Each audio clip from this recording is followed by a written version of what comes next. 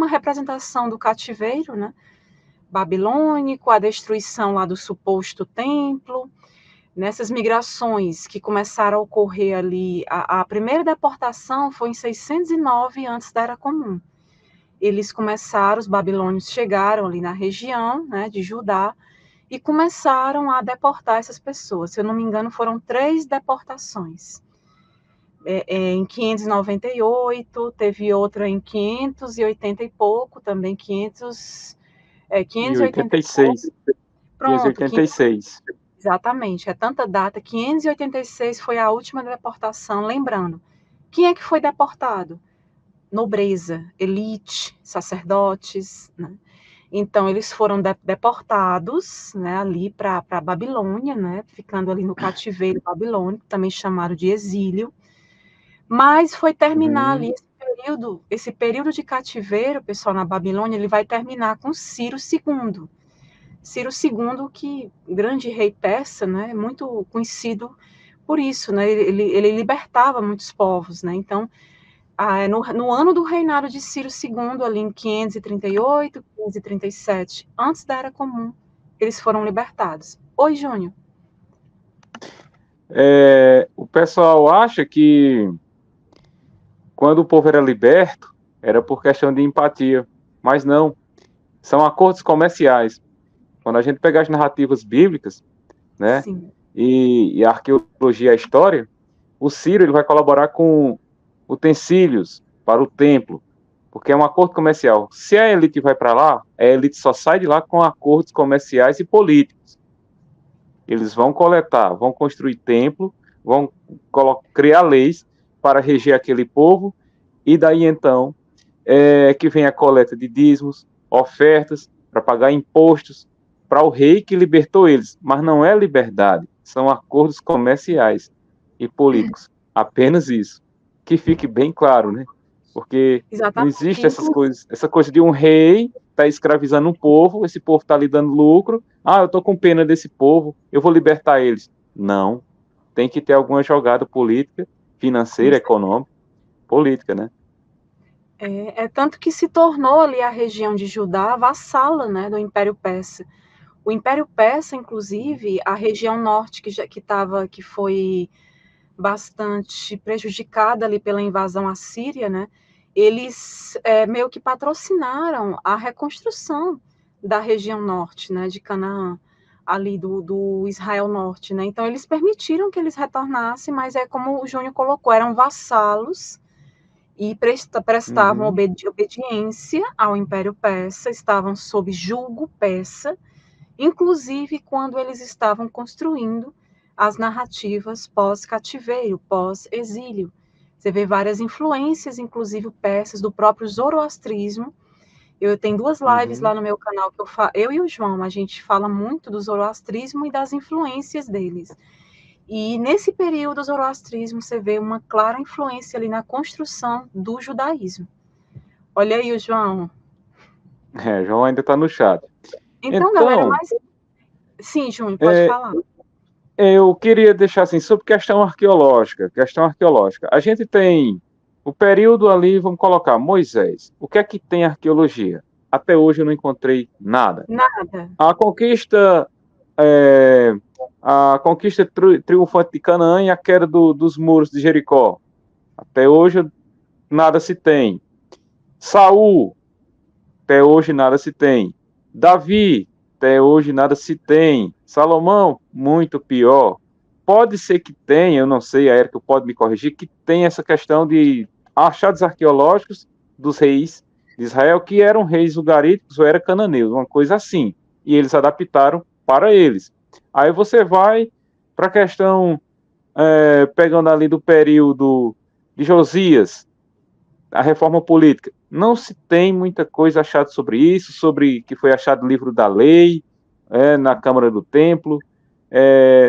E também é uma coisa interessante que em Israel o pessoal sempre visita, né, o túmulo de Abraão. Mas o suposto túmulo de Abraão é apenas um local geográfico que está lá. A Bíblia fala de um relato de uma localidade, mas você vai lá nessa localidade, escava e não acha nada. Tá entendendo? você vai visitar Jerusalém, achando que está visitando o túmulo de Abraão, mas é só apenas um local geográfico. Não, o cara pega os equipamentos para fazer escavação, vai lá, a gente não achou nada, mas a Bíblia cita que é aqui, então eu acredito que seja aqui. A mesma coisa de Santa Helena, mãe de Constantino, ter um sonho, uma suposta revelação, e dizer, eu acho que aqui é o túmulo de Jesus Cristo, entendeu? E Deus me revelou, pelo poder do Espírito Santo. Aí o pessoal evangélico, católico, vai para Jerusalém, visita esse túmulo, mas é apenas um achismo, uma questão de sonho. São as mesmas revelações, vamos colocar assim, que os evangélicos têm hoje. Deus me mostrou isso, Deus me disse em sonho, Deus me levou até local tal e mostrou que é assim, assim, assado.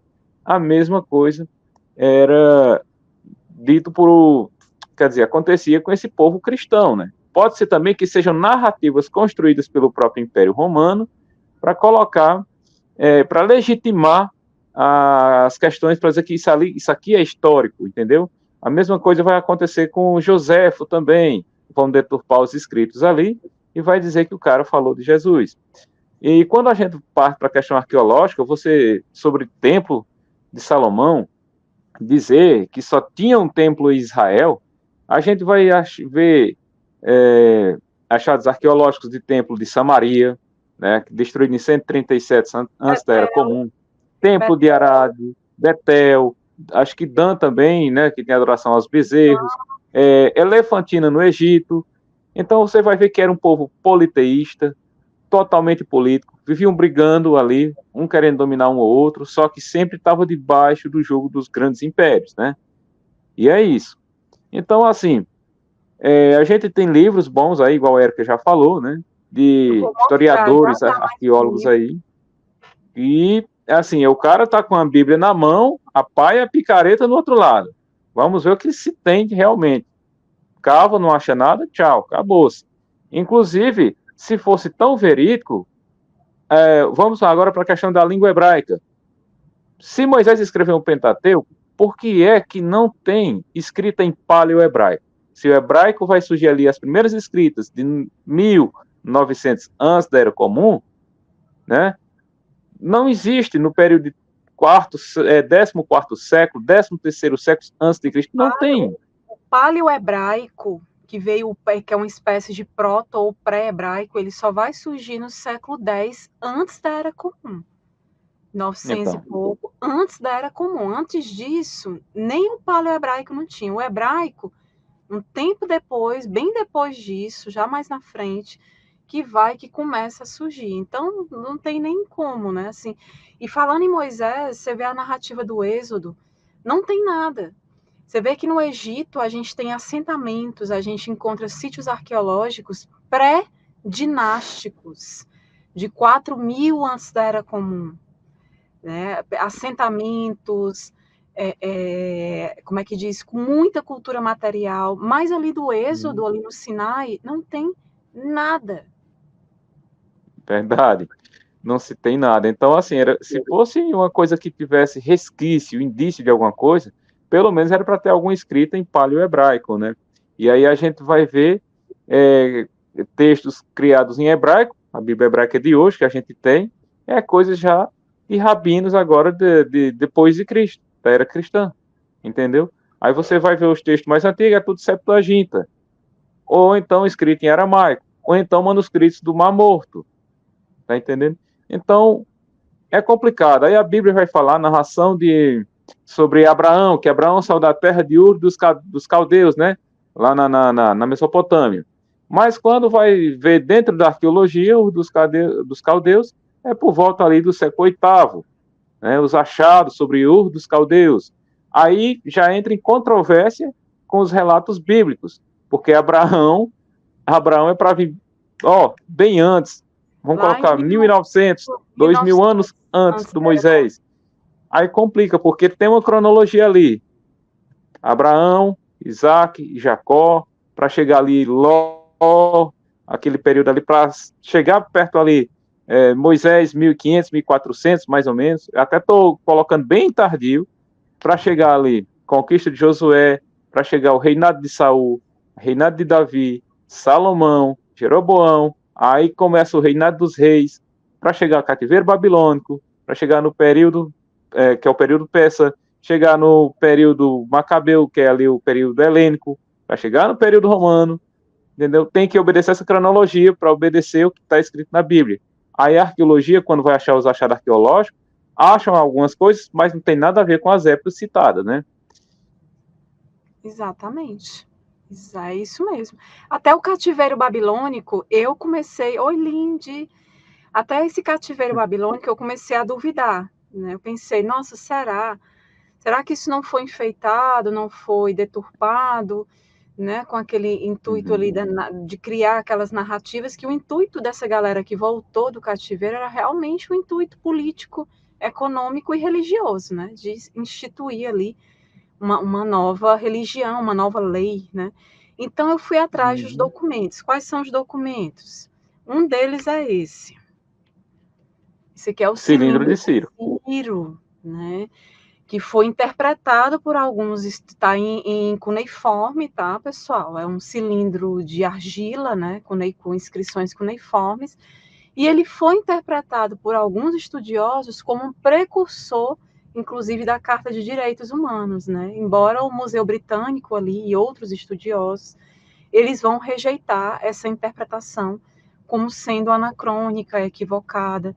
Então, esse cilindro, né, alguns, né, tentam colocar ali o cativeiro babilônico. Né? Então, só que assim, outros pesquisadores, eles divergem e dizem que não tem referência a Hebreus. Né? Então, retornando de um cativeiro e tal. Então, tem essa questão nesse cilindro de argila. E aí eu pensei, poxa, será que tem algum outro documento, além do cilindro de Ciro, que tem toda essa controvérsia, né? Porque ele diz, a segunda narrativa, né, os hebreus voltam com a permissão ali do rei Ciro, e que ele, inclusive, diz que ele vai restaurar, ajudar na restauração dos santuários religiosos, né, a repatriação ali dos povos que foram deportados. Então, tem toda essa questão. Só que outros pesquisadores, né, alguns acadêmicos vão discordar dessa interpretação, notando que esse cilindro de Ciro, ele identifica apenas santuários mesopotâmicos, ele não menciona os judeus, nem Jerusalém ou Judéia. Então, a gente já tem um problema aí, né? Aí eu fui atrás de mais, o que é que eu posso encontrar mais, assim, que possa falar um pouco sobre isso, mostre ali os hebreus na Babilônia, né, por exemplo. E aí eu encontrei esse aqui também, né, que esses documentos aqui de Al-Arrudu, acho que, não sei como é que pronuncia, realmente eu acho que é assim, Isso mesmo. Al-Yarrudu. Né, então está aqui inscrições cuneiformes, né, tablets de argila cuneiforme, documentos importantes ali do Oriente Próximo, relativos ali ao Levante, né, que vão preencher lacunas históricas do nosso conhecimento sobre o cativeiro babilônico, né? Então, esse documento ele é conhecido como Arquivos de Al-Yarrudu. No acadiano quer dizer Vila dos Judeus. Olha só. Então, isso, o que é que ele vai mostrar esse documento? Ele vai mostrar que tinham judeus ali na Babilônia, naquele período ali, só que ele vai mostrar contratos de aluguel, ele mostra documentos corriqueiros do dia a dia econômico e social dos judeus ali na Babilônia, tipo contratos de aluguel, de trabalho, atas, né, assim, vários documentos oficiais, né, que mostram outro lado desse período que é mal conhecido, mostram os judeus vivendo ali, né, com uma certa harmonia ali, ocupando a região ali babilônica também, né, mas assim, vivendo de uma forma, tendo uma vida social ali, trabalhando, né, e tudo, tendo suas moradias, seus direitos, né, e isso porque os documentos históricos, eles apontam ali para o desenvolvimento, esse documento, no caso, de uma comunidade judaica na Babilônia, naquele período, que seria o período de cativeiro, né? O que era normal para qualquer povo que era conquistado. Eles conquistaram, levaram, deportaram os povos para lá, mas eles tinham uma vida ali em comunidade, com certas vantagens, uma vida ali relativamente mais fácil que muitos subjugados, né? Então, o fato é que as realidades cotidianas dos judeus na Babilônia, documentadas nesses arquivos, né, de Al e Arrudu, afastam-se significativamente da construção que a gente tem negativa por parte ali dos textos bíblicos, né? A gente vai para a Bíblia, a gente vê uma outra realidade, a gente vê esses povos sendo tratados lá na Babilônia de uma forma totalmente diferente, né? Eles estavam ali pagando alguma coisa, eles foram deportados ali para a Babilônia, era um castigo de Deus, né? Sempre que Uhum. algo de ruim acontecia, eles estavam sendo castigados, né, punidos. Então, esses documentos aqui em cuneiformes, né, provenientes de Al e Arrudu, eles permitem realmente reconsiderar a vida material, é uma cultura material importante, e também as condições sociais das comunidades judaicas exiladas na Babilônia. Ali entre a conquista do reino de Judá por Nabucodonosor II, que foi quando iniciou esse período, e antes dos persas chegarem e conquistarem a Babilônia. Então, pessoal, eu vejo assim de grande importância, né, essa documentação, até mais do que o cilindro de Ciro, né? Então, eu achei interessante ter, né, encontrado isso, porque eu realmente fiquei na dúvida dessa questão desse cativeiro babilônico, e aí você já vê outros relatos, né? Mas, de qualquer forma, esse pessoal, em algum momento, retorna ali com Ciro, com a invasão persa, eles retornam ali, né, para ajudar aquela elite sacerdotal, já com o intuito de criar, né, essas Uhum. narrativas religiosas, né?